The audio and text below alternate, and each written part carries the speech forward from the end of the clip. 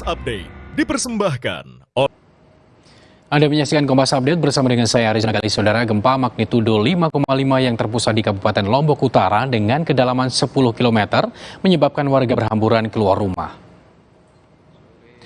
Satu bangunan dapur semi permanen roboh akibat guncangan gempa di Dusun Jambi Anom, Desa Menada, Lombok Utara. Warga pun berhamburan keluar rumah karena getaran gempa yang kuat. Belum ada laporan kerusakan lainnya ataupun korban jiwa. Warga diminta waspada dan tetap tenang jika ada gempa susulan.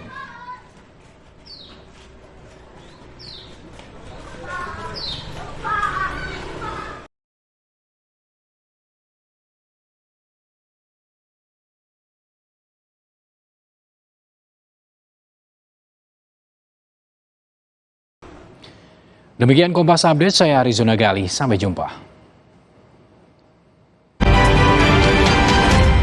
Kompas Update dipersembahkan oleh